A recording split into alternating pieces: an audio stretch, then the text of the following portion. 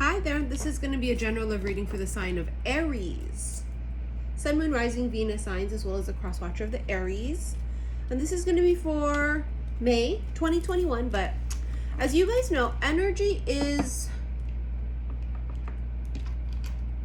Time is an illusion, energy is fluid. I almost went blank there. It's like they're already starting for you guys. Here we go. All right, let's go.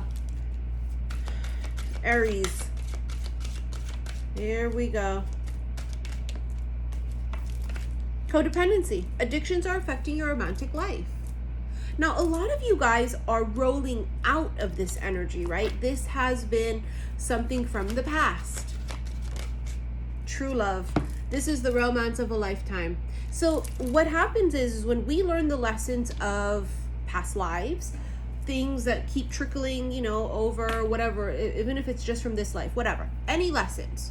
This was a lesson, obviously, of being independent, not relying on someone, being strong in our power, right? Codependency.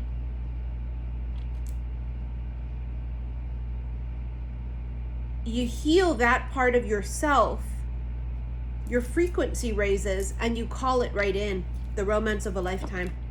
This is very soon, too, so when? Well, bitch, when you get your vibration straight, right? It says very soon. All right, we're going to save the Intuit Oracle deck for your extended. So let's get to the tarot now. Aries, Judgment. I'm filming this reading on Monday. Full moon in Scorpio. It's a pink supermoon. Rising up. An awakening. This could also be a final decision. It's a wake-up call. The world. Closure. Completion. Huge life cycles that are no longer. That's the codependencies. That's the whole old way of thinking and old way of being. So the awakening here is sort of like a rebirth. The Eight of Wands and the Four of Cups. See the Four of Cups, how this person's not accepting that cup. In the past, that may have been the kind of partners you chose where you kept giving them stuff and they wouldn't reciprocate or they wouldn't even accept it. And that's what's changing, right? Now you know your worth and your love it's self-love, first and foremost. Now the Eight of Wands is a shift in energy. You know what that is? Yeah, it's when the wheel turns. That's a shift. It's a new cycle.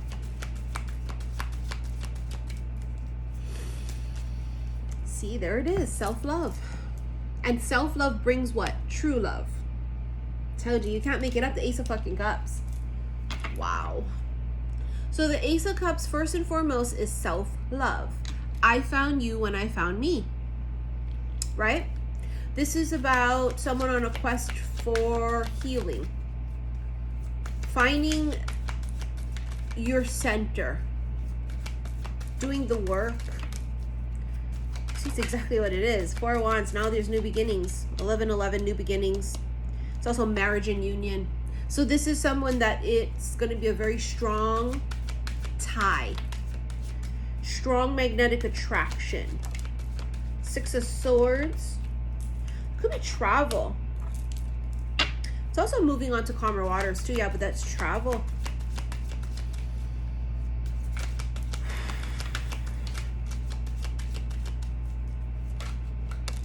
Seven of Cups, choices, confusion.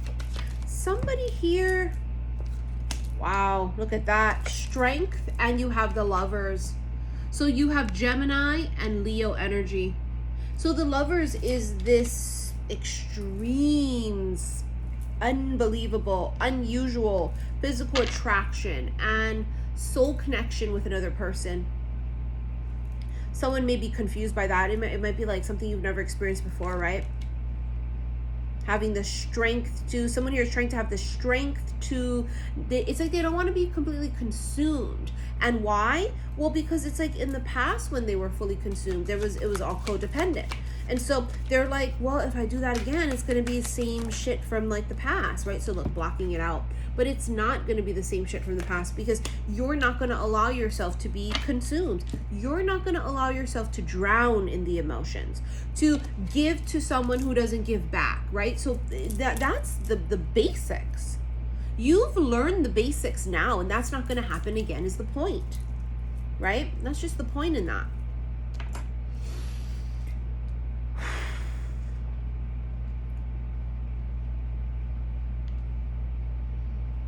Someone here is learning their lesson.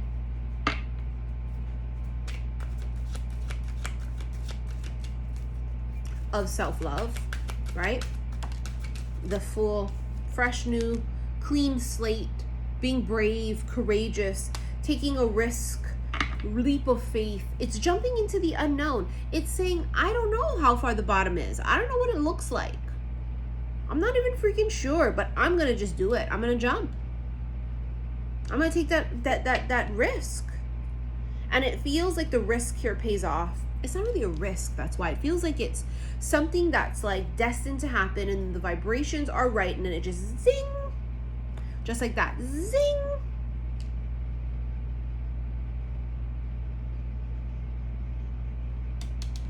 So it scares someone, the intensity of it. How can it be this great? Wow, it's always like shit. At the, it starts off really great, then it ends up being shit in the end. That's what someone's thinking. They're thinking, yeah, it's too good to be true. And for some of you, guess what? It will be too good to be true. You've got to be able to use discernment, right?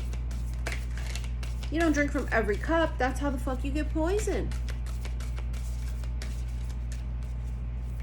Let's get some moonology cards going for you. Especially because this is, like I said, the full moon in Scorpio. Scorpio is all about, forced change, transformation, metamorphosis, death, rebirth, what lays beneath the surface.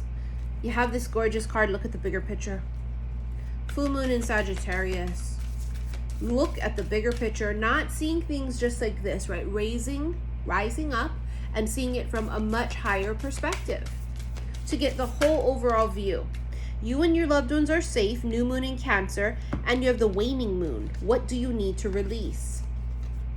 That was that shit right there with the codependencies, right? Not feeling like you have to depend on a person. Not feeling like, that it's that kind of a vibe.